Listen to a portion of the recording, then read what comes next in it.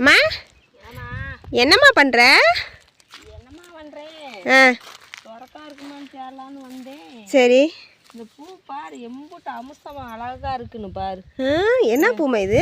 சொரப்பூதே. சொரப்பூ தானா? சொரப்பூதே. இந்த பனிக்காலத்துக்கு நல்லா ரோஜா பூ மாதிரி பூத்துருக்குது பாரு. இங்க வெள்ளை வெள்ளை ரோஜா மாதிரி. ஆமா மோய் சூப்பரா இருக்குமா. தலையில வச்சா எவ்வளவு நல்லா இருக்கு. இங்க பாத்தியா? ஆமா மோய் அழகா இருக்குமா. பிஞ்சு இருக்குது. இங்க இந்த மார்கழி மாசம் தை மாசத்துலதே நல்லா காய்க்கும் காய். நாட்டு சொரக்காய் இது வந்து கிடையாது. காய் வந்து குண்டு குண்டா இருக்கு. ஒவ்வொரு நிமிஷத்தை நல்லா எடுக்கும். சரி சரிம்மா. ஒரு விதவே நட்டேன். சரி சரி. எவ்வளவு கொடி ஓடுது எனக்கே ஆச்சரியமா இருக்கு. ஒரு விதைக்கு வந்து அந்த பீக்கஞ்செடியை மறைச்சிருச்சுன்னு சொல்ல வர்றேன். பீக்கஞ்செடி 2 செடி விதை நட்டு ஒரே ஒரு சொர விதவே நட்டேன்.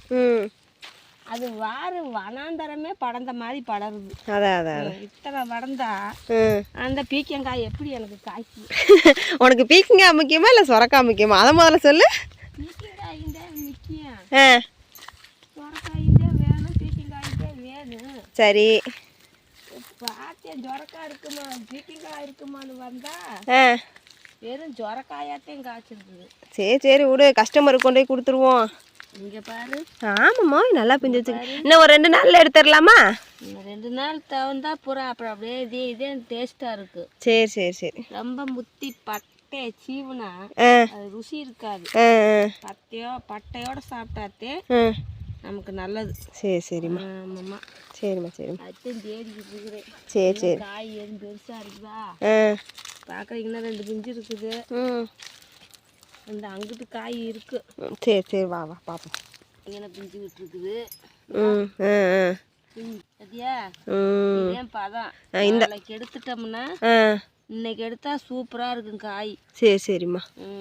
சரி சரி. நாட்டு சொரக்காய் இது. நாட்டு சொரக்காய். நாட்டு சொரக்காய். ஓகே ஃப்ரெண்ட்ஸ், நாட்டு சொரக்காயெல்லாம் யாருக்கெல்லாம் வேணுங்கிறத கமெண்ட் சொல்லுங்கள், உங்களுக்கு பார்சல் பண்ணிவிடுறோம். Okay tata bye bye. எல்லோரும் ஹாப்பியாக இருங்க. Happy life.